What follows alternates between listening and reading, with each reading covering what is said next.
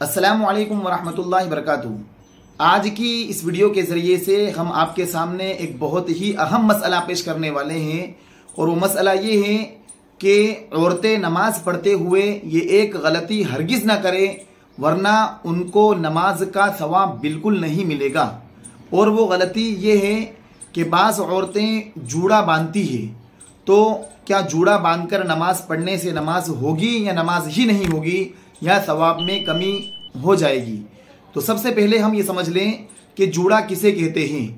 तो देखिए, औरतें दो तरीके से अपने बालों को का जूड़ा बांधती है। तो जो पहला तरीका है कि तमाम बालों को नीचे से खींचकर यहाँ ऊपर की तरफ बांधना, इसे कहते हैं जूड़ा, जिससे हदीस शरीफ में सख्ती से मना किया गया है। चाहे नमाज की हालत हो या नमाज के बाहर, दोनों हालत में इस तरीके से बालों का तमाम बालों को जमा करके यहाँ सामने जूड़ा बांधना ये नाजायज़ है, हराम है। पीछे के तमाम बालों को समेट कर यहाँ बांधना ये नाजायज़ है।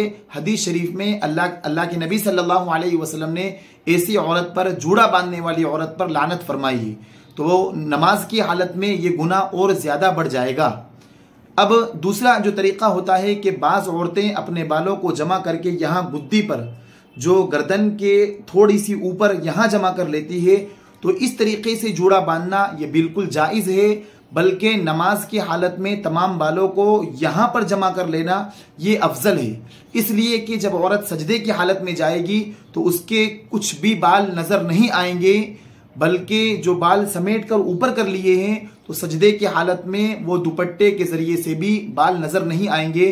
तो इस तरीके से करना जो दूसरा तरीका है ये अफजल है, नमाज में ये बिल्कुल जायज़ है।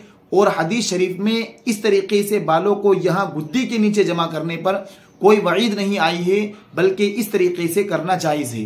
हदीस शरीफ में जिस औरत पर लानत आई है जो जूड़ा बांधती है, वो जूड़ा ऐसे जूड़े को कहा जाता है जो तमाम सर के बालों का ऊपर की तरफ, यहाँ ऊपर की तरफ जमा करके फिर नमाज पढ़ना, तो ये नमाज में इसकी बहुत ज़्यादा कराहत आएगी, यानी नमाज का आपको सवाब नहीं मिलेगा और गुनाह का भी अंदेशा है।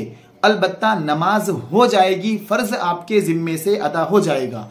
अवाम के दरमियान जो ये मशहूर है कि जूड़ा बांधकर जब नमाज पढ़ती है औरत तो नमाज ही नहीं होती है, नमाज हो जाएगी, अलबत्ता आपको नमाज का सवाब नहीं मिलेगा। तो जब हम इतनी अहम इबादत करने वाले हैं तो लिहाजा हम जूड़ा बांधकर नमाज ही ना पढ़ें, और बल्कि जूड़ा बांधना नमाज के अलावा, नमाज की हालत के अलावा भी ये गुनाह का काम है। लिहाजा हमें इसको तर्क कर देना चाहिए, छोड़ देना चाहिए। और ये जो मसला हमने आपको बतलाया है ये मशहूर दारुल इफ्ता जामिया बिन नूरी टाउन से लिया गया है।